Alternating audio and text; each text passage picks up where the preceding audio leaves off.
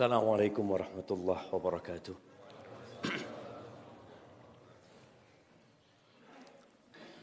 Alhamdulillah alladhi radda ilayna arwahana wa afana fi ajsadina wa adhina lana bidzikri.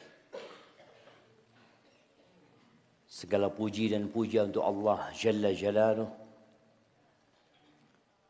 yang telah mengembalikan kepada kita arwah kita. Kita semua tahu bahwa tidur itu adalah saudara dari kematian. Orang yang tidur tidak merasakan kehidupan. Ashabul Kahfi 309 tahun tidur. Ketika mereka bangun, kemudian terjadi obrolan di antara mereka. Saling bertanya tentang berapa lama mereka tidur. Kata mereka, labithna yauman au ba'da yaum. Ya mungkin sehari, mungkin sebagian hari kita tidur. Padahal mereka tidur 309 tahun. Maka jangan banyak-banyak untuk tidur. Ashabul jannah la yanamu. Penghuni surga tidak tidur. Enggak ada tidur di surga. Karena ketika mereka tidur, mereka akan kehilangan nikmat di surga. Berbeda dengan di dunia, tubuh kita butuh tidur. Karena tubuh ini tidak diciptakan untuk kekal dan abadi saat ini.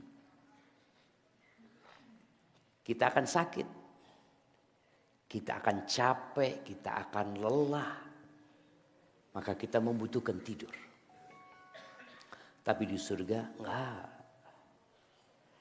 Mereka sibuk fi syughulin fakihun. Menikmatin kenikmatan yang Allah sediakan di sana. Maka kita bersyukur kepada Allah. Allah mengembalikan kepada kita arwah kita. Wa afana fi ajsadina. Dan Allah memberikan afiah, kesembuhan di tubuh kita. Buktinya kita bisa datang ke tempat ini. Ana enggak dalam bayangan subuh ini banyak yang hadir. Karena kondisinya hujan. Tapi subhanallah, di antara nikmat agung yang Allah berikan itu bukan badan sehat saja. Banyak orang sehat tapi nggak nyampe ke masjid ini. Yang ketiga itu adalah wa'adzina lana bidzikri. Allah memperkenankan bagi kita untuk mengingat Allah Azza wa Jalla.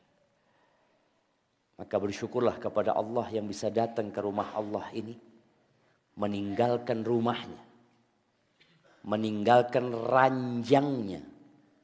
Meninggalkan sedikit kesenangannya. Untuk meraih kesenangan yang abadi. Nabi SAW mengatakan. Bashiril masya'ina fi dhulumat. Atau fi dhulami. Ilal masajid bin nurit tam yawmal qiyamah. Kata Nabi SAW, berikan kabar gembira. Berikan kabar gembira. Antum senang gak dapat kabar gembira? Kadangkala di pinggir jalan ditulis, kabar gembira.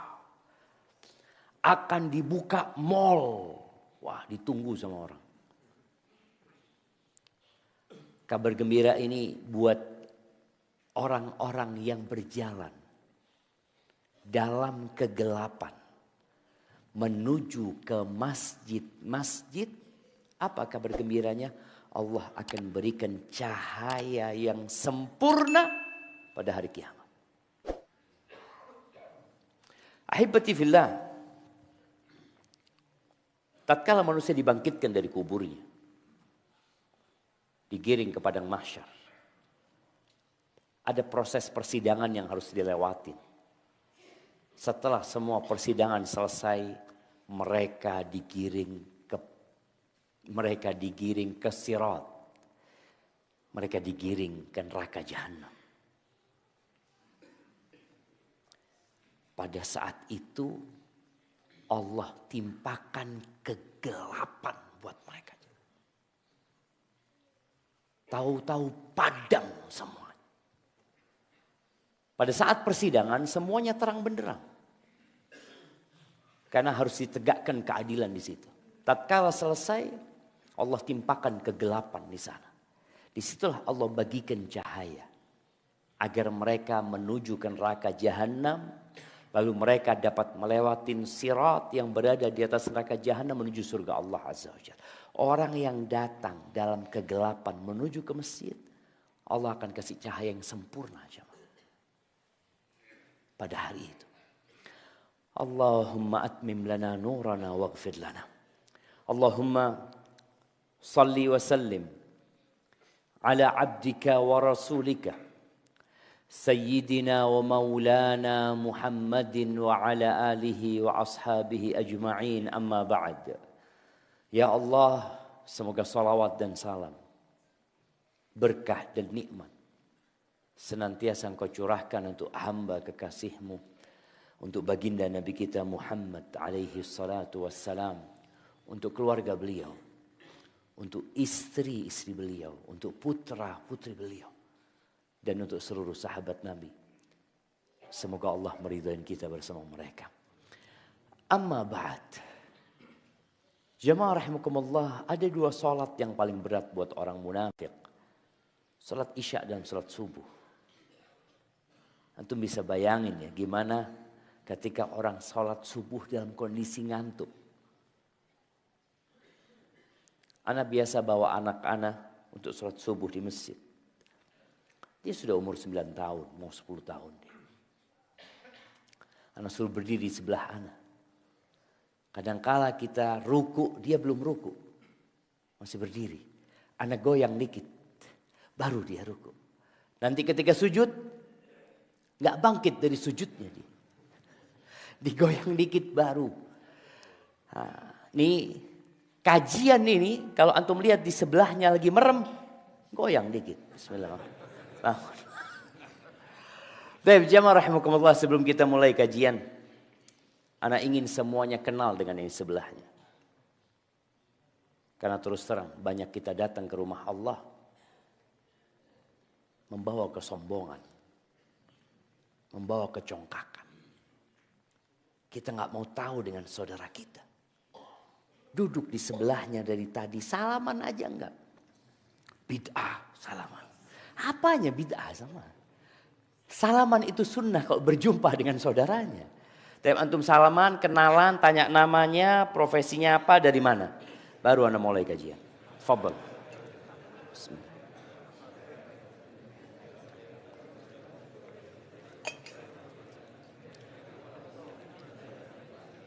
Kanan kiri ya. Setelah yang kanan ke yang kiri.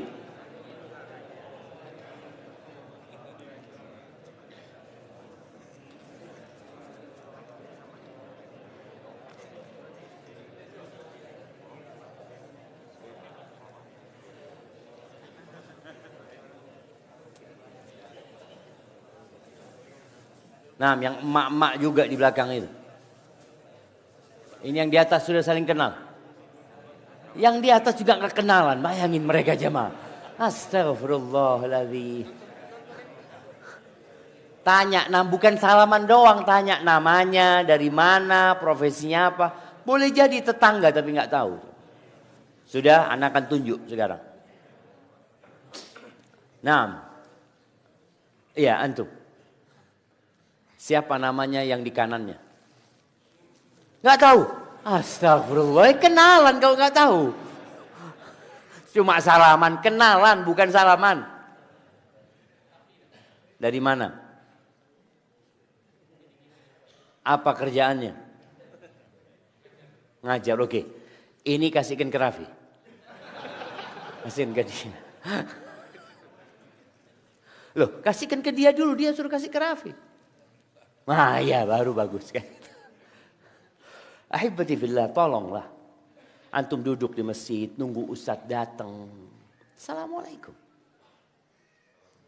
Dan subhanallah, salam ketika berjumpa dan berjabatan tangan itu dapat menghapuskan dosa-dosa kita. Ma min muslimaini yaltaqiyani fayatasafahani illa tahat atau tatahata dhunubuhuma kama tatahat waraqus syajar.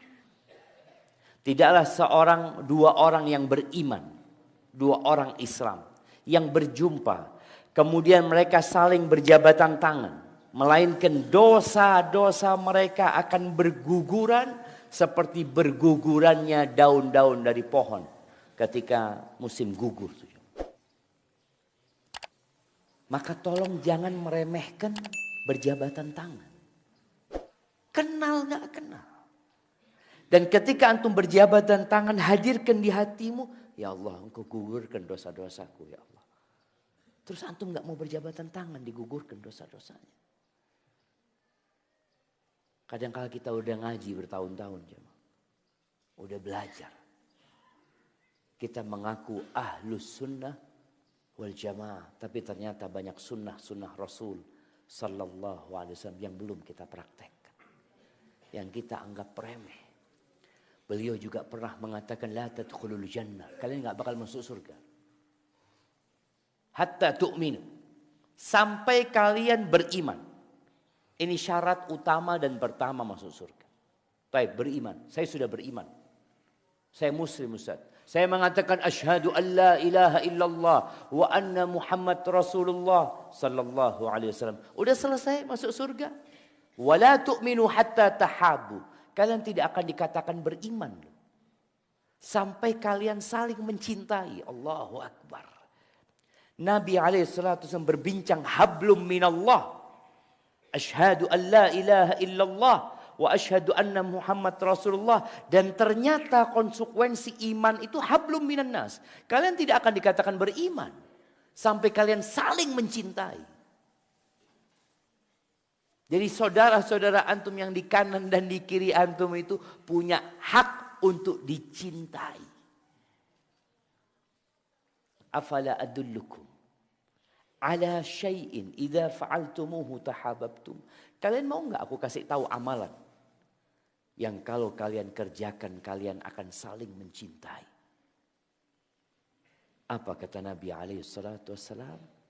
Afshus salama bainakum. Tebarkan salam di antara kalian. Nah, di antara salam, setelah mengucapkan salam, ketika kita berjabatan tangan, dosa kita berguguran. Ahibati fillah, hidayah itu mahal. Kita tahu kebenaran, kita tahu ilmu, tapi kalau tidak diamalkan, nggak ada gunanya.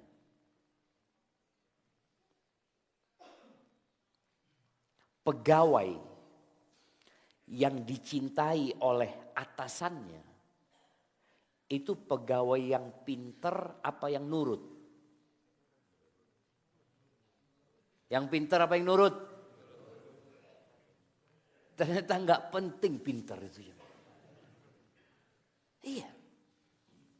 Bahkan bos kalau ngelihat ada anak buahnya pinter tapi nggak nurut, apa yang dilakukan? Pecatin. Loh bos, pinter dia bos. Dia S3. Cum laude. Iya. Suruh cari kerja di tempat lain. Aku butuh orang-orang yang nurut di tempat ini. Yang taat dengan aturan. Kita tahu iblis. Siapa yang pernah ketemu iblis? Anak kasih hadiah. Semua anak kasih hadiah. Antum mungkin gak pernah berjumpa sama iblis. Tapi antum dengar bisikan-bisikan anak buah iblis. Yang Allah katakan alladzi yuwaswisu fi sudurin nas. Terus bisikan buat kita. Dan subhanallah jemaah. Iblis ini tidak mati. Iblis itu berhasil menyesatkan atau berhasil menggoda Nabi Adam alaihissalam. Akhirnya Nabi Adam diturunkan ke muka bumi. Dan kita ada di bumi sekarang. Nabi Adam meninggal dunia. Iblis tidak. Iblis berhasil menyesatkan kaumnya Nabi Nuh. Bahkan istrinya Nabi Nuh dan putranya Nabi Nuh. Sehingga Allah menenggelamkan dunia pada saat itu. Nabi Nuh meninggal. Putra-putranya akhirnya juga meninggal. Kaumnya semua meninggal. Iblis masih hidup. Antum bisa bayangin bagaimana keahlian iblis. Antum kalau bekerja di sebuah perusahaan, kemudian antum resign, antum bisa bawa tuh pengalaman kerja antum untuk melamar kerja di tempat lain. Saya sudah pernah kerja di perusahaan ini 10 tahun. Ini iblis berapa tahun? Kemudian dia berhasil menyesatkan kaumnya Nabi Hud, Nabi Saleh, Nabi Ibrahim. Gimana bapaknya Nabi Ibrahim? Anaknya berusaha ngajak bapaknya. Meninggal Nabi Ibrahim. Meninggal Nabi Ismail. Meninggal Nabi Ishak. Lanjut, iblis hidup menyesatkan manusia. Yakub, Nabi Yakub alaihissalam. Bagaimana iblis menyesatkan anak-anaknya Nabi agar mereka mau membunuh Yusuf alaihissalam. Walaupun akhirnya mereka tidak membunuh Yusuf, tapi membuang Nabi Yusuf alaihissalam. Nabi Yusuf meninggal dunia. Saudara-saudaranya meninggal dunia. Dilanjutkan terus sampai Nabi Musa. Sampai Nabi Isa. Sampai Nabi kita Muhammad alaihi salatu wassalam. Nabi kita meninggal dunia alaihi salatu wassalam. Dan iblis masih hidup. Siapa yang ingin hidup seperti iblis? Jemaah, dia hidup terlaknat. Dia hidup terkutuk. Kenapa? Gara-gara satu hal. Allah Azza wa Jal berulang kali menceritakan di dalam Al-Quranul Azim. Cerita tentang iblis ini. Di surat Al-Baqarah ya, Allah ceritakan. Di surat Sad Allah ceritakan. Di surat Al-Kahfi Allah ceritakan. Berulang kali Allah cerita tentang kisah iblis ini. Agar kita mengambil pelajaran. Untuk tidak menjadi seperti iblis. Karena iblis berjanji. Dia akan mencari sebanyak-banyaknya pengikut. Untuk menemani dia di neraka. Dan yang menjadi penghalang orang mendapatkan hidayah. Salah satunya adalah sombong dan hasud. Itulah yang menimpa iblis. Di surat Sad, Allah Azza wa Jal di ayat 71 sampai ayat 83.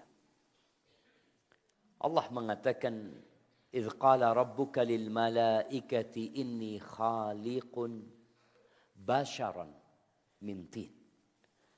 Allah Azza wa Jal berkata kepada malaikat-malaikatnya, sesungguhnya aku hendak menciptakan manusia dari tanah. Taib, ada 3 makhluk yang mereka mukallaf.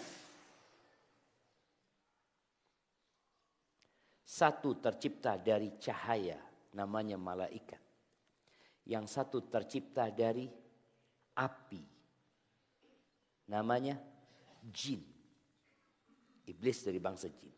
Yang satu tercipta dari tanah. Siapa itu? Kita di sini, jemaah. Jadi orang-orang barat itu mereka membuat cerita-cerita tentang adanya makhluk asing. Namanya apa? Alien. Dan dia dari planet ini. Nggak ada.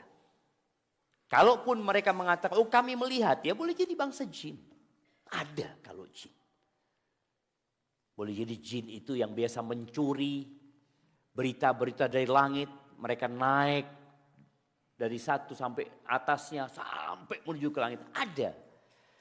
Mereka juga melakukan ya kegiatan di muka bumi ini. Nah, ada. Tapi Allah mengatakan bahwa hendak menciptakan makhluk dari tanah. Manusia namanya.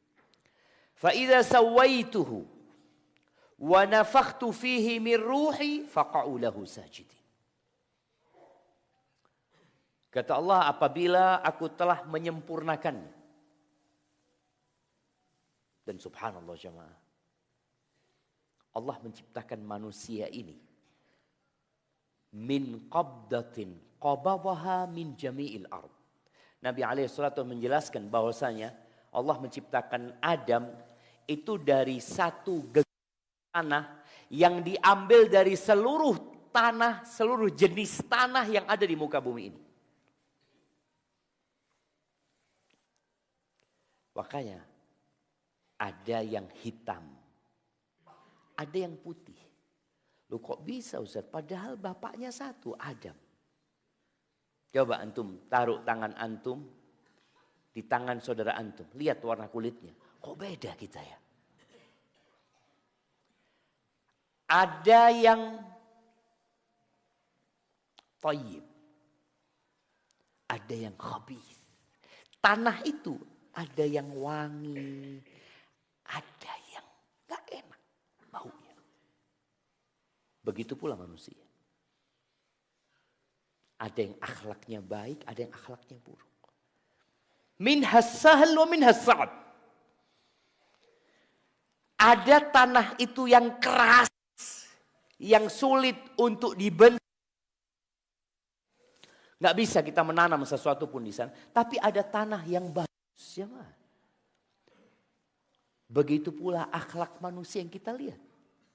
Kenapa kok kita lihat ya Allah fulan ini Ustaz, senyumnya nggak ada. Oh mungkin dia tercipta dari bagian tanah yang keras. Betul. Nah ada fulan ya Allah Ustaz. Ketemu orang senyum. Bahasa Jawanya itu nyeneng no ati. Apa bahasa Padang? Hah? Menyenangkan hati. Iya, antum ketemu sama dia ya Allah pokok senang. Tapi ada orang yang kaku ya. Wajahnya itu kayak tembok. Iya. Padahal dia sebenarnya nggak kayak gitu. Tapi udah dia tercipta dari tabiat. Gitu. Maka Allah Azza wa Jalla mengatakan kepada para malaikatnya. Fa'idha sawaitu. Kalau sudah selesai aku sempurnakan penciptaannya. Tanahnya. Wa nafakhtu fihi min ruhi. Dan aku sudah tiupkan ke dalam tanah ini. Dari ruh Allah Azza wa Jalla. Dari ruh yang Allah ciptakan. Allah sudah tiupkan di sana. Faqa'u lahu sajidin. Kalian semua sujud langsung. Ini perintah. Untuk bersujud. Sujud kepada manusia. Iya. Kita tahu di syariat sebelum Islam. Diperbolehkan sujud. Kepada manusia. Bukan sujud ibadah. Tapi sujud penghormatan. Sudah perintah ini disampaikan kepada mereka. Setelah selesai Allah menciptakan. Fasajadal malaikatu kulluhum ajma'un. Semua malaikat. Sujud. Di situ ada Jibril. Sayyidul malaika. Kita tahu bagaimana posisi Jibril ya. Tapi Jibril tidak menyimpan kesombongan di dirinya sedikit pun. Jibril itu memiliki 600 sayap. Satu sayapnya dibuka menutup ufuk. Subhanallah. Ketika Nabi Isra Mi'raj bersama Jibril. Kemudian Nabi alaihissalatu melanjutkan perjalanan ke Sidratul Muntaha. Jibril nggak bisa sampai ke sana. Nabi kita Muhammad alaihissalatu mengatakan, Ra'aitu Jibril fil mala'il a'la kal hilsil bali. Aku melihat Jibril di kumpulan malaikat-malaikat itu. Itu seperti pelana yang sudah usang jamaah. Dari takut dan tunduknya kepada Allah Azza wa Jalla. Semua malaikat sujud. Illa iblis. Kecuali iblis. Istakbar. Ini penyakitnya. Merasa besar. Jadi sombong itu hanya perasaan. Makanya kadangkala kita itu kalau ngomong sama orang, ketika kita puji dia umpamanya, jangan sampai besar kepala. Sebenarnya kepalanya tetap segitu. Nggak bakal kepalanya jadi topinya nggak cukup antum nanti. Tetap, tapi cuma perasaan saja. Istakbar itu perasaan dia merasa besar. Yang disebut sombong. Wa kana minal kafirin. Dia termasuk orang-orang yang kafir. Yang tidak tunduk dengan perintah Allah Azza wa Jalla. Yang keluar dari jalur. Allah berkata kepada iblis. Qala ya iblis. Wahai iblis. Subhanallah ya. Allah itu tidak akan memberikan hukuman kepada hamba-hambanya kelak pada hari kiamat. Kecuali setelah persidangan.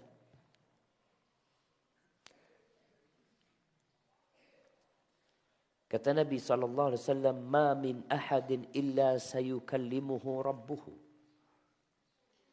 Laisa bainahu wa bainahu turjuman. Tidak ada satupun kecuali akan diajak bicara sama Allah Azza wa Jalla. Tidak ada penerjemah. Allah akan bertanya kepada kita tentang apa yang kita kerjakan. Allah akan menanyakan tentang nikmat-nikmat yang Allah berikan kepada kita. Allah sudah tahu kita pelaku dosa dan Allah dengan ilmunya itu sudah bisa memasukkan kita langsung ke neraka kalau kita berbuat dosa. Tapi Allah ingin menegakkan keadilan agar semua orang tahu dengan kesalahan. Sadar dia bahwa yang menjadi penyebab dia masuk neraka ya perbuatan dia. Di sini Allah bertanya kepada iblis. Allah tidak langsung melaknat iblis. Allah mengatakan kepada iblis, "Ma mana'aka an tasjuda lima khalaqtu biyadayya?" Apa yang menghalangimu iblis untuk sujud kepada makhluk yang aku ciptakan dengan kedua tanganku? Astakbarta am kunta minal aliin? Apakah engkau sombong? Merasa besar. Atau kau termasuk orang-orang yang tinggi. Sehingga engkau merasa gak pantas sujud kepada Adam. Ternyata benar. Iblis mengatakan, qala ana khairun minhu. Dia mengatakan, aku lebih baik dari dia. Hati-hati jemaah. Merasa lebih baik. Kita tuh kadang-kala sudah ngaji bertahun-tahun, ya. Hafal Quran. Lalu kita meremehkan orang lain. Atau sebagian kita yang sepuh-sepuh. Kenapa anak katakan yang sepuh-sepuh? Kadangkala orang ini dengan bertambahnya umur atau dengan jabatan yang dia miliki, sulit menerima kebenaran. Antum kalau membaca sirah nabawiyah, kebanyakan yang masuk Islam di awal-awal Islam itu anak muda. Yang tua-tua itu baru masuk Islam rata-rata setelah penaklukan kota Mekah. Oh benar ternyata Islam ini. Karena dia melihat loh, siapa yang ngasih tahu? Muhammad alaihi salatu wassalam yang masih muda. Dan kadang-kala kita kalau umur kita sudah tua lalu ada yang ngasih tahu anak muda, yang ceramah anak muda. Siapa ini? Ngomongnya sudah gitu. Siapa ini? Anaknya Fulan. Oh, baru belajar dia. Iya, ditinggal, gak datang, kasihan. Padahal dia gak belajar agama. Ini anak belajar agama. Dia gak pernah mengkaji Al-Quran. Ini anak hafal Quran. Memang secara umur masih muda. Bahkan dikatakan masih bau kencur. Atau aduh biasalah anak muda. Kencing aja belum lurus dia. Emangnya dia yang sudah tua lurus kencingnya? Ini sebagai bentuk penghinaan. Makanya sombong itu batarul haq wa ghamtun nas. Sombong itu menolak kebenaran dan meremehkan orang. Dan ini yang terjadi sama iblis. Dia meremehkan. Udah menolak kebenaran gara-gara perasaan itu. Dan dia meremehkan. Adam alaihissalam. Qala ana khairun minhu. Aku lebih baik dari dia. Khalaqtani min nar. Wa khalaqtahu min tin. Engkau ciptakan aku dari api dan engkau ciptakan dia dari tanah. Lebih baik mana api sama tanah? Jemaah. Lebih baik mana? Tanah. Tapi ini api merasa, perasaan. Supaya kita tahu yang namanya sombong itu hanya perasaan. Allah mengatakan, qala fakhruj minha. Keluar. Fa innaka rajim. Engkau terlaknat. Engkau jauh dari rahmat Allah Azza wa Jalla. Wa inna 'alaika la'nati ila yaumiddin. Sesungguhnya atas dirimu ada laknatku sampai hari pembalasan nantinya. Ahibati fillah. Muncul pertanyaan orang-orang. Loh, kan yang diperintahkan malaikat, Ustaz. Iblis kan dari bangsa jin. Kenapa iblis ditegur sama Allah Azza wa Jalla? Ini orang kalau belajar kadang-kala ilmu kalam ya. Dia mulai mengutak-atik ini jemaah. Iblis aja gak ngomong, engkau gak perintahkan kepada aku ya Allah. Iblisnya gak ngomong gitu. Iblis tahu bahwa dirinya masuk dalam perintah untuk sujud. Iblis tahu. Oleh karena itu ketika ditanya kenapa engkau gak sujud, dia memberikan alasan. Bukan dia mengatakan, oh ya Allah engkau tidak perintahkan kepada aku. Enggak. Iblis tahu dia masuk dalam perintah itu. Lalu iblis ini memohon. Subhanallah jamaah. Allah itu mengatakan ud'uni astajib lakum. Mintalah kepada aku, pasti aku kabulkan. Ketika kita memohon kepada Allah dengan ikhlas, mentauhidkan Allah dan tidak ada kesyirikan di sana, Allah kabulkan. Iblis aja dikabulkan doanya. Karena ketika dia minta kepada Allah secara ikhlas, dia mengatakan Rabbi, Rabbi, wahai Rabbku. Dia tidak minta kepada siapa-siapa. Fa'andirni ila yaumi yub'atsun. Tangguhkan aku sampai hari dibangkitkannya manusia-manusia.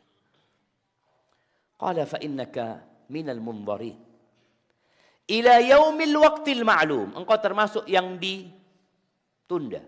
Gimana jamaah? Orang ditunda hidupnya, tapi dia tahu akan kekal dan abadi di neraka. Hidupnya penuh penderitaan. Lalu dia mengatakan, qala fa bi izzatika la ughwiyannahum ajma'in. Lagi-lagi iblis. Kita lihat iblis bersumpah fa bi izzatika. Dengan kemuliaan dan kehormatanmu ya Allah. Aku akan sesatkan mereka semuanya. Gak ada ceritanya iblis milih-milih menyesatkan orang. Oh ini imam masjid jihad, kayaknya janganlah. Jangan disesatkan. Atau lihat, oh ini orang sudah tua. Kesian dia sudah. Gak ada ceritanya. Maka kenapa antum melihat ada orang sudah tua renta. Masih berzina. Masih melakukan pelecehan. Padahal sudah tua umur 65 tahun. Tetap melakukan itu. Iblis gak berhenti. Karena dia berjanji semuanya aku akan sesatkan. Semuanya. Illa ibadaka minhumul mukhlasin. Kecuali yang selamat dari penyesatan iblis. Itu hamba-hamba pilihan. Hamba-hamba yang mengikhlaskan ibadahnya untuk Allah. Iblis gak berhasil. Bukan berarti dia tidak menyesatkan. Tapi orang-orang itu selamat dari kerjaan iblis. Ahibati fillah. Itu cerita iblis. Yang gara-gara tidak mau sujud, hidupnya berantakan. Tidak mau tunduk dengan perintah Allah Azza wa Jal. Dia hidup sengsara sampai hari kiamat. Kekal dan abadi di neraka. Ada cerita lain. Cerita tukang-tukang sihir Fir'aun. Kita tahu tatkala Nabi Musa alaihissalam datang ke Fir'aun. Subhanallah jemaah, ini juga pelajaran buat kita semua dalam berdakwah. Nabi Musa ini orangnya, ya kita tahu bagaimana kekuatan fisik beliau. Itu orang Egypt didorong aja mati sama Nabi Musa. Batu yang menutup mata air di Madian, yang katanya hanya bisa diangkat oleh 5 atau 10 orang, Nabi Musa sendirian. Ketika dikirim untuk menyeru Fir'aun, Allah berpesan, faqula lahu qawlan layyinan la'allahu yatadzakkar aw yakhsha.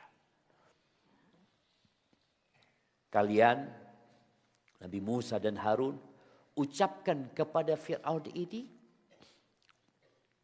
kata-kata yang lembut. Allahu Akbar.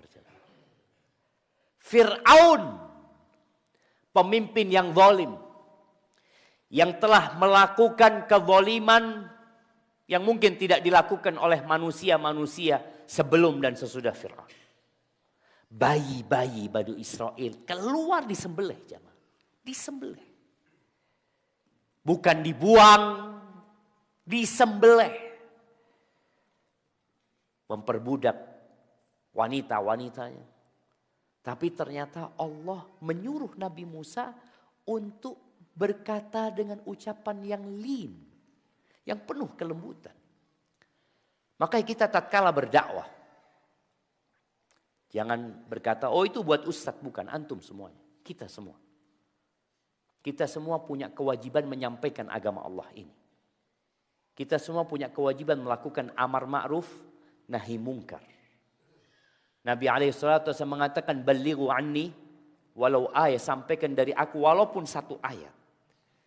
Dalam proses menyampaikan ini jangan sampai kita ingin kebaikan tapi kita ternyata membuat orang itu menolak agama ini. Menolak nasihat gara-gara kita. Gara-gara kita kasar.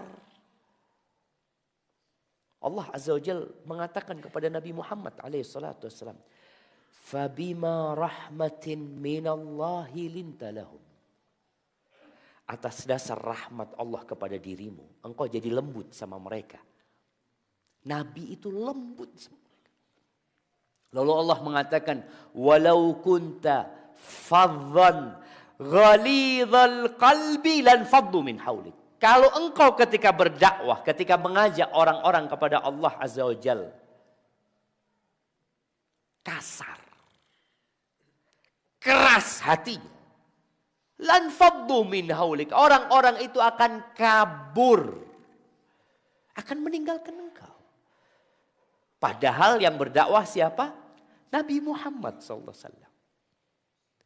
Kalau kasar orang-orang akan kabur. Maka disuruh lembut Nabi kita Muhammad alaihissalam. Terus fa'fu anhum. Padahal kaumnya itu memaki Nabi alaihissalam. Dikatakan Nabi alaihissalam sahir, penyihir, dukun, orang gila, penyair, pendusta, pendongeng. Allah nyuruh Nabi SAW Fa'fu anhum, maafkan mereka. Jamaah, kalau antum lihat kanan kiri antum merem, goyang dikit. Sebenarnya dia tidak tidur, jamaah. Tapi dia sedang menghayati, Ustaz. Ana sedang menghayati. Bagaimana menyerap yang Ustaz sampaikan itu. Sampai mimpi ketemu tukang sihir Fir'aun. Taib, Allah nyuruh Nabi alaihi salatu wasallam, fa'fu anhum, maafkan mereka. Antum bisa maafkan orang-orang yang memaki antum. Maka nasihat ana buat warganet dan netizen. Ada warganet, ada netizen jamaah. Yang mereka selalu ribut di komen. Dengan kata-kata yang tidak baik, tolong ketika antum tidak bisa lembut, jangan komentar. Antum komentar kadangkala ingin membela dakwah ini. Ingin membela dakwah ini. Ingin menyampaikan agama Allah ini.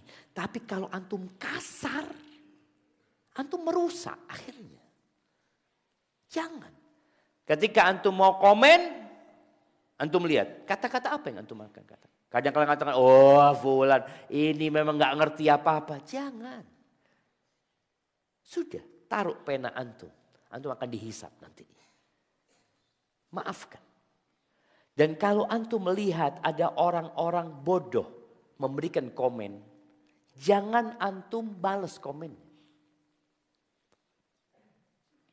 Kata Imam Syafi'i, "Idza nataqa as-safihu fala tujibhu." Kalau ada orang bodoh berbicara, jangan dijawab. Fa khairun min ijabatihi sukutu. In kallamtahu farrajta anhu wa in khallaitahu kamadan yamutu. Engkau kalau jawab dia, senang dia. Makanya orang-orang bodoh yang komen itu, dia nunggu ada yang balas.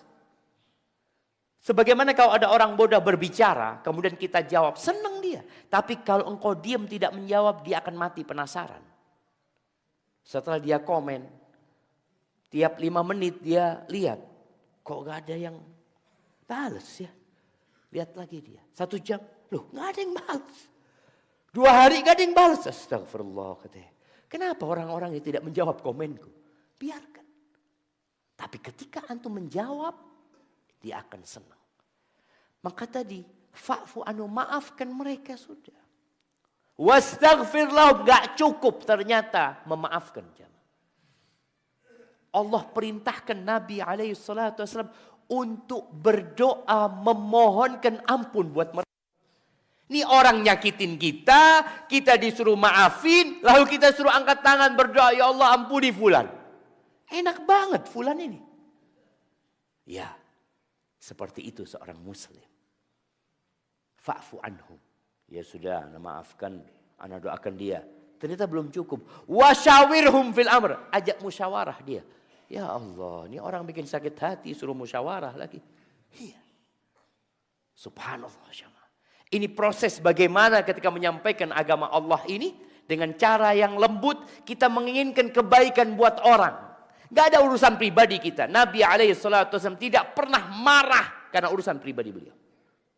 Karena kehormatan beliau yang dihina, gak pernah beliau marah. Tapi kalau sudah hukum-hukum Allah yang dilanggar, beliau marah karena Allah, bukan karena dirinya.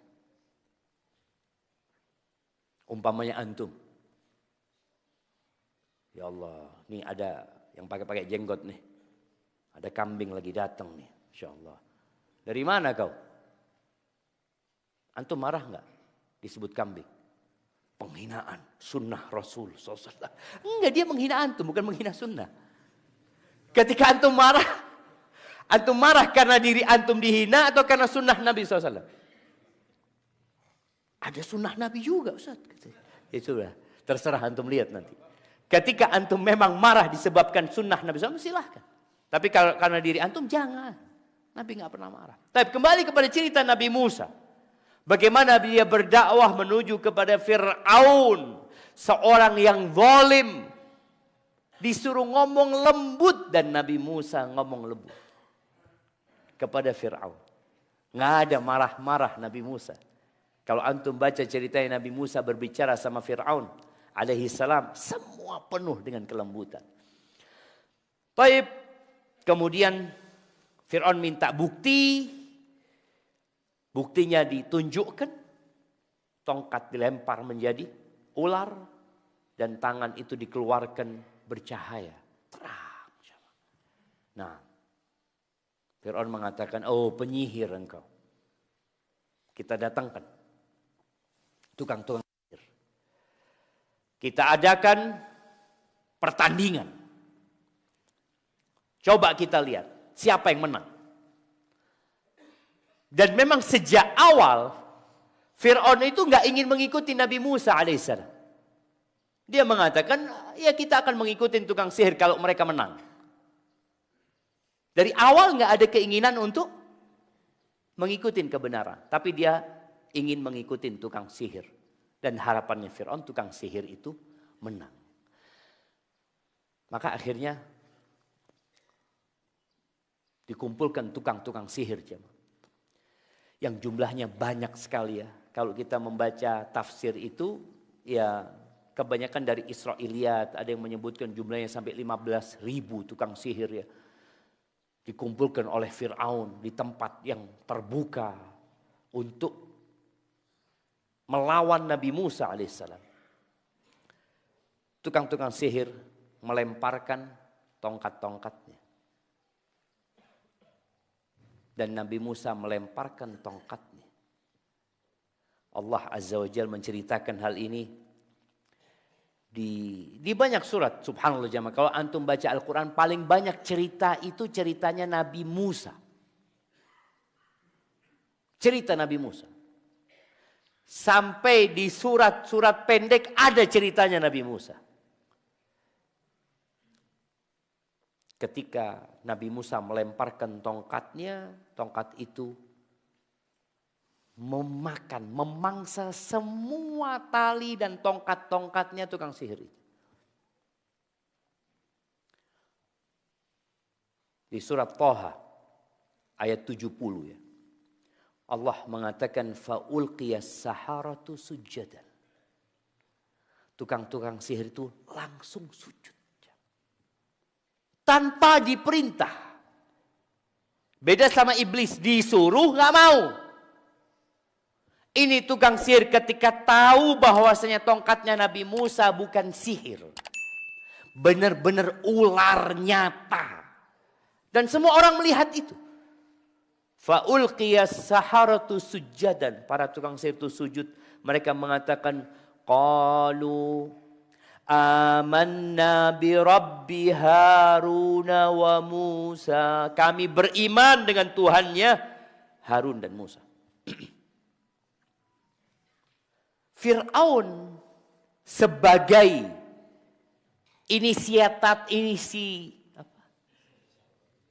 inisiator untuk pertandingan itu marah dia. Seharusnya fair, udah kalah tukang sihirnya. Itu tidak tersisa sedikit pun dari sihir-sihir mereka. Tapi karena ada kesombongan. Dari sejak awal gak ingin mengikuti kebenaran. Fir'aun gak dapat hidayah. Tukang sihir dapat hidayah. Kata Fir'aun, amantum lahu qabla an adzana lakum. Oh, kalian beriman sama dia sebelum aku kasih izin. Kita lihat seorang penguasa merasa dengan kekuasaannya dia bisa mengatur semua orang. Dia berpikir orang-orang harus nurut dengan perintah dia. Innahu lakabirukumul ladzi 'allamakumus sihir. Dia nih, Musa nih adalah tokoh pembesar yang ngajarkan sihir kepada kalian. Di mana Nabi Musa belajar sihir? Nabi Musa berangkat ke Madian. Dan baru balik dari Madian. Dan tidak berjumpa dengan tukang-tukang sihir itu. Lalu Fir'aun memberikan ancaman. Jadi memang orang itu kalau kalah berdialog. Maka dia akan menggunakan kekuatan. Menggunakan kekuasaan. Fir'aun mengatakan fala uqatti'anna aydiyakum wa arjulakum min khilaf. Aku akan potong, aku akan mutilasi kalian. Dalam kondisi hidup-hidup jemaah. Aku akan potong tangan dan kaki kalian secara silang. Wala usallibannakum fi judhu'in nakhl. Setelah itu aku akan salib kalian di pohon-pohon kurma. Kenapa? Karena Fir'aun perlu menunjukkan kekuatan dia dan kekuasaannya. Agar jangan ada orang yang beriman dengan Musa alaihissalam. Wala ta'lamunna ayyuna asyaddu 'adzaban wa abqa. Kata Fir'aun mengatakan, dan kalian akan tahu siapa yang siksanya lebih keras dan lebih kekal. Apa kata tukang sihir ini? Qalu lan nu'thiraka ala ma ja'ana minal bayinati walladhi fatarana. Enggak, kami enggak akan mengikutimu. Kami tidak akan mengutamakanmu atas kebenaran yang telah datang kepada kami. Demi Allah yang telah menciptakan kami. Faqdi ma anta qadin. Silahkan engkau membuat sebuah keputusan. Engkau hendak memberikan hukuman, silahkan berikan hukumanmu. Bayangin. Ditantang sama tukang-tukang sihir. Padahal tukang sihir ini baru masuk Islam. Bukan dia sudah Islam 20 tahun. Bukan dia sudah hatam Taurat. Enggak, baru beriman. Kemudian diancam. Tapi subhanallah. Keimanan yang berlandaskan ilmu dan pengalaman. Itu benar-benar menghujam di dalam hati. Makanya kenapa kita perlu belajar. Kenapa banyak umat Islam di beberapa daerah itu murtad. Menjual agama mereka hanya untuk beberapa makanan yang diberikan kepada mereka.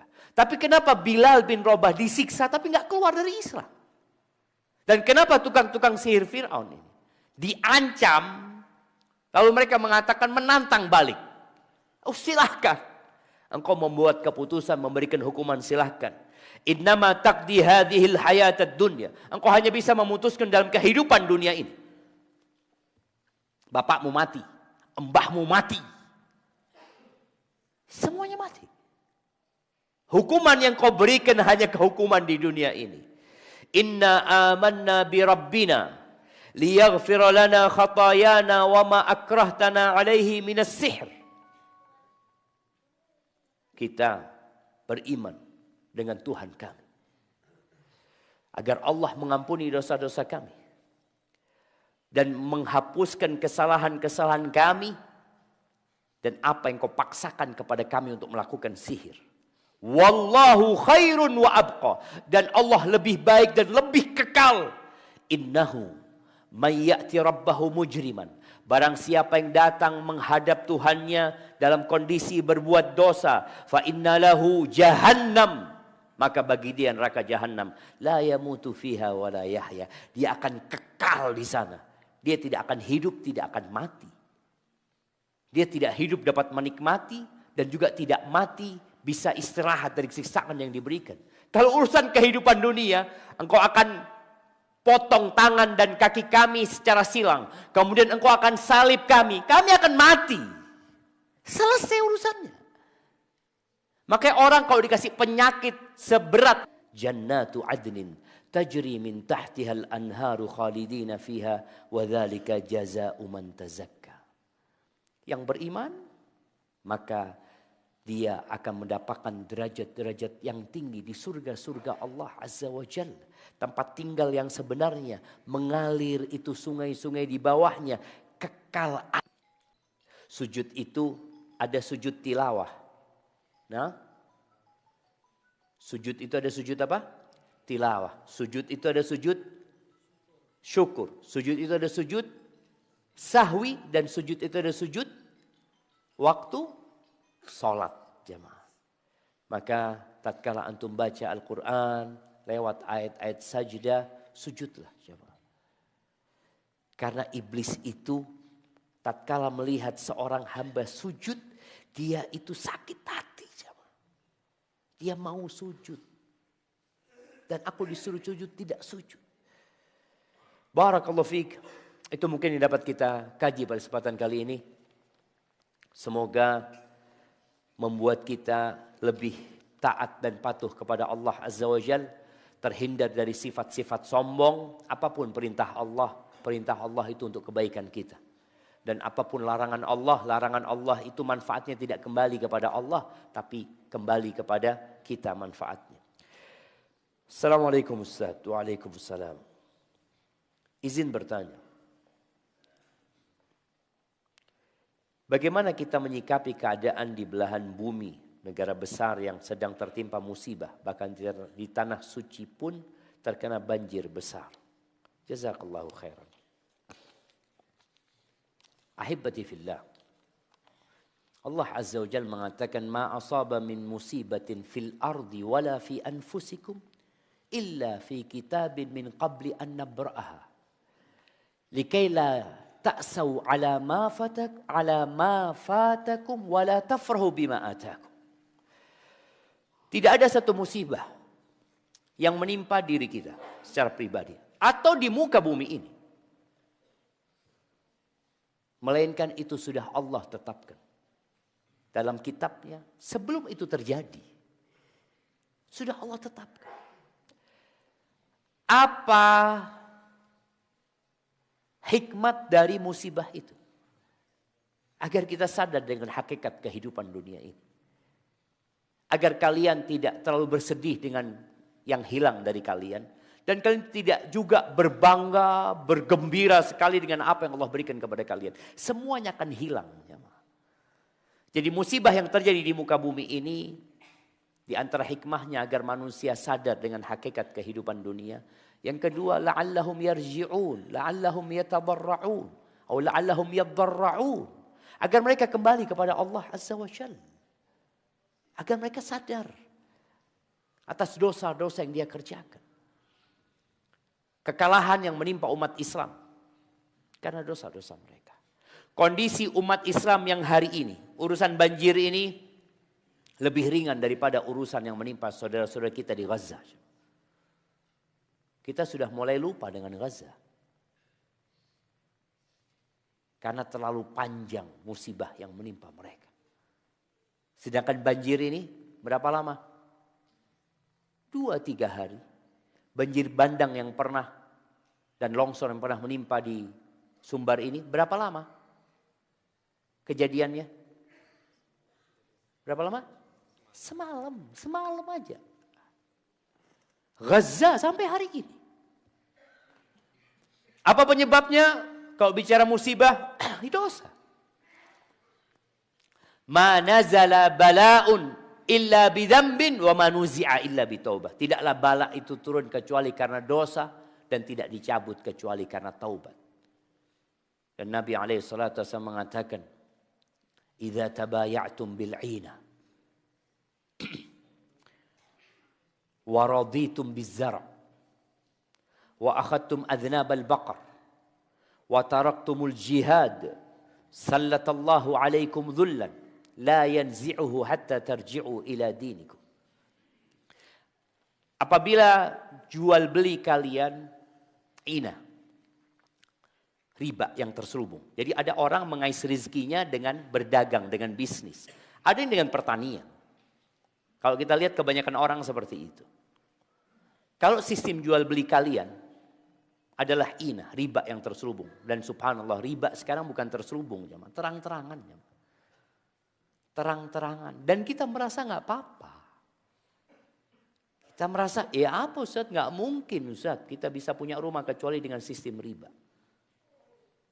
Nggak mungkin bisa punya motor, bisa punya mobil kecuali dengan riba.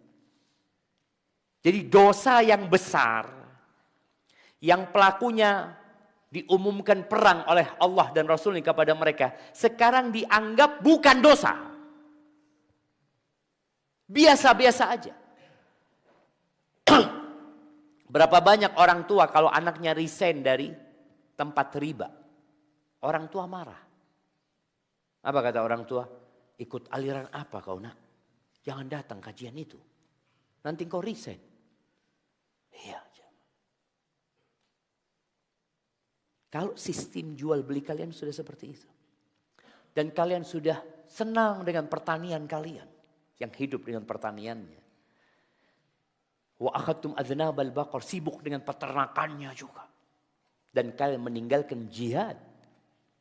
Maka Allah akan menimpakan kepada kalian kehinaan. Yang tidak Allah akan cabut. Kecuali kalian kembali kepada agama kalian. Begitu pula musibah-musibah yang menimpa. Maka hendaklah kita berusaha untuk kembali kepada agama Allah Azza wa Jal. Jadi kalau bertanya musibah-musibah itu, ya dikarenakan dosa yang kita lakukan. Dan semoga Allah mengampuni dosa-dosa kita. Dan kita terus berdakwah menyampaikan agama Allah. Jangan berhenti di satu titik merasa sudah selesai perjuangan Anda, nggak ada, jangan. Sampai mati. Wa'bud rabbaka hatta ya'tiyaka al-yaqin. Sampai mati. Kita beribadah dan sujud kepada Allah Azza wa Jalla. Bismillah. Assalamualaikum Ustaz. Afwan, Anda mau bertanya, apakah boleh seorang akhwat berobat ke dokter laki-laki? Karena tidak ada pilihan dokter perempuan untuk penyakit yang pemeriksaannya harus membuka aurat. Syukran Ustaz. Jazakallahu khairan. Wa barakallahu fikum. Ya, yang pertama bicara aurat. Ya. Alhamdulillah. Di negeri kita ini sudah mulai banyak orang yang faham tentang aurat. Kita melihat banyak orang pakai jilbab. Sahih jemaah. Kemarin anak ke Turki.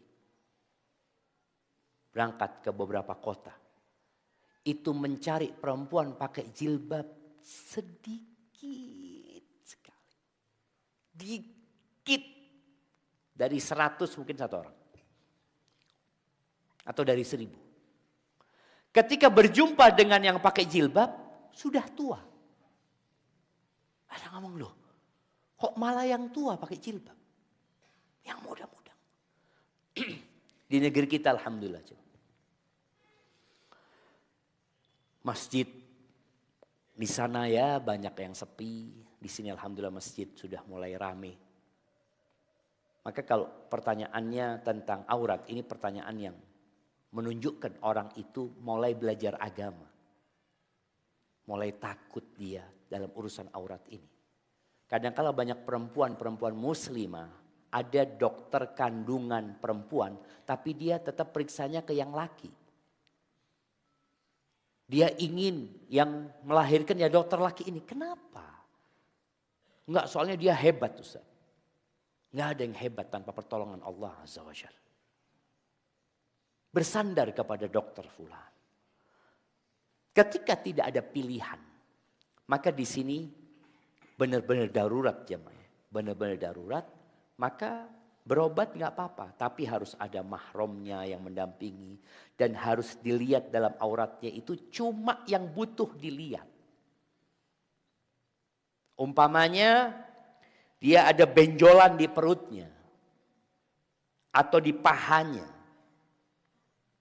Jangan kemudian telanjang. Enggak, ya cuma bagian itu saja. Bagian yang memang perlu dilihat. Dan kondisinya darurat. Kalau enggak boleh. Ketika masih bisa cari dokter perempuan, ada dokter perempuan Ustaz, tapi di Padang Ustaz. Berangkat ke Padang.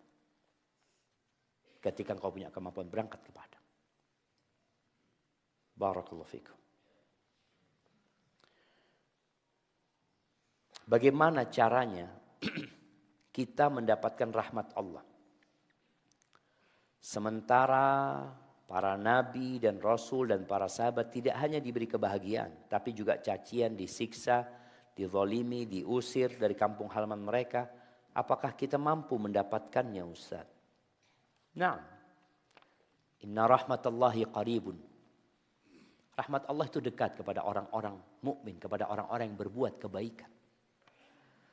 Bicara balak dan ujian yang diterima oleh para nabi, oleh para sahabat.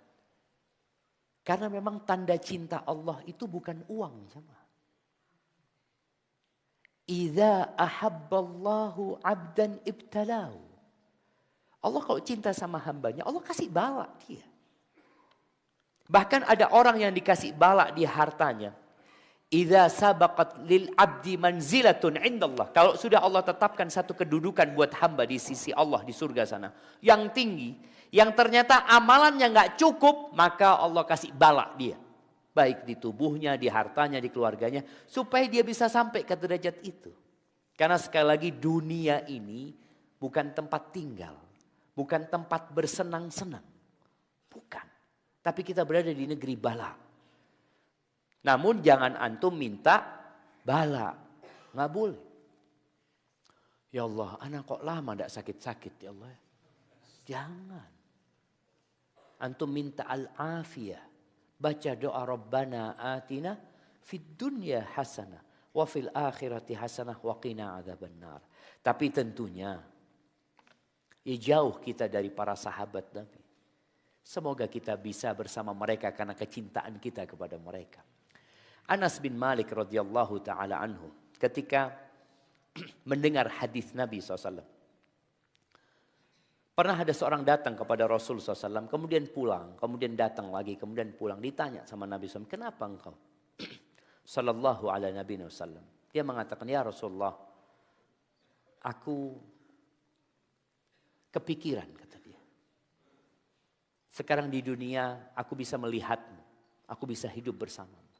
Tapi kalau nanti meninggal dunia, Allah akan mengangkat derajatmu tinggi ya Allah. Sedangkan aku mungkin gak akan sampai ke tempat itu.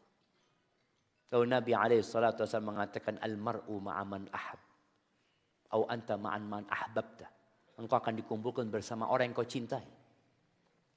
Kata Anas bin Malik, ini hadis benar-benar membuat kita gembira. Karena kita cinta sama Rasul SAW. Kita cinta sama Abu Bakar. Kita cinta sama Umar. Kita ingin dikumpulkan bersama mereka walaupun gak beramal seperti amalan mereka. Gitu loh. Maka tumbuhkan cinta kepada Rasul SAW dan para sahabatnya. Dan tentunya dengan meniti jalan mereka semoga dikumpulkan bersama mereka. Amin. Apakah seorang istri boleh menceraikan suaminya? Karena tidak sholat. Dengan kata, kau akan aku ceraikan bila tidak sholat juga. Kau akan aku ceraikan bila tidak sholat juga. Sementara mereka sudah menikah 30 tahun. Jamaah rahimakumullah, istri tidak bisa menceraikan suaminya. Kecuali suami menyerahkan urusannya kepada istrinya. Urusanku berikan kepadamu, terserah engkau. Kalau engkau mau menceraikan dirimu. Bukan menceraikan suaminya, tapi menceraikan dirinya. Bukan kamu aku ceraikan, bukan. Aku menceraikan diriku dari engkau. Itu kalau suami menyerahkan kepada istri. Dan di majelis itu. Tapi kalau tidak, istri harus menggugat cerai. Dan subhanallah jamaah, kenapa hak cerai itu tidak diberikan kepada istri? Siapa yang bisa jawab? Anda kasih hadiah. Nah, bukan minta cerai. Kenapa bukan dia nggak dikasih hak menceraikan? Iya betul, di tangan suami. Sebabnya apa?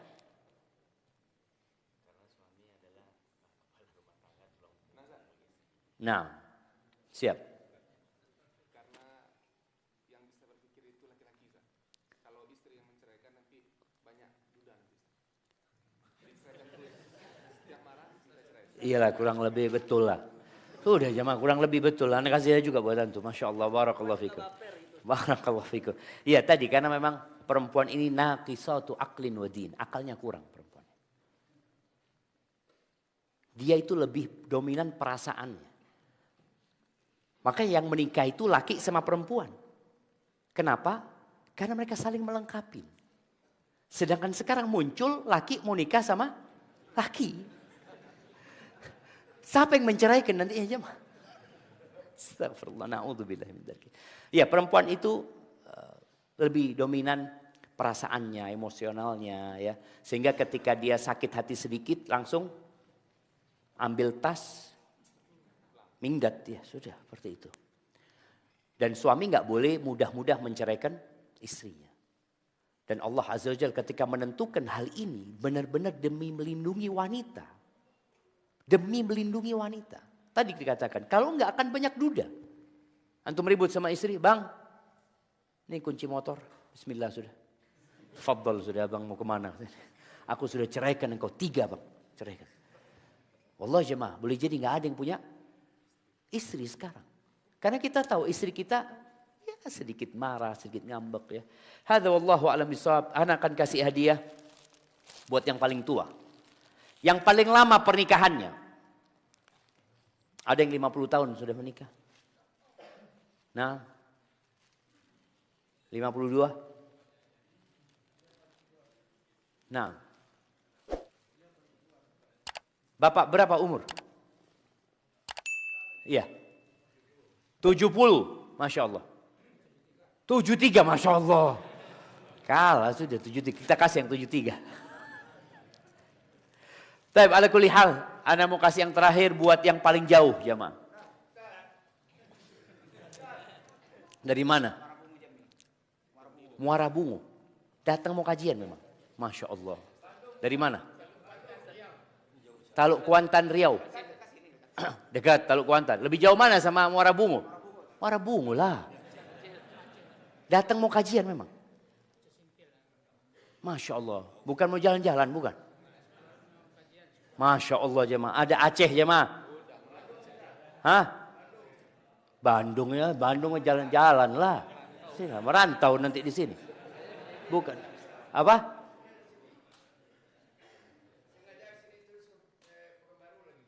Sengaja ke sini ngapain?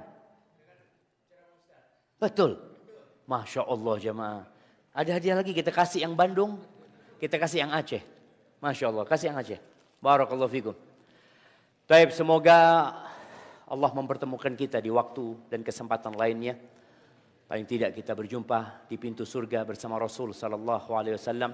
Allahumma qsim lana min khasyatika ma tahulu bihi bainana wa baina ma'asik wa min ta'atika ma tuballighuna bihi jannatak wa min al-yaqini ma tuhawwinu bihi alaina masa'ib ad-dunya wa matti'na bi asma'ina wa absarina wa quwwatina ma ahyaytana waj'alhu al-waritha minna waj'al tha'rana 'ala man zalamana وانصرنا على من عادانا ولا تجعل مصيبتنا في ديننا ولا تجعل الدنيا أكبر همنا ولا مبلغ علمنا ولا تسلط علينا من لا يرحمنا ربنا آتنا في الدنيا حسنة وفي الآخرة حسنة وقنا عذاب النار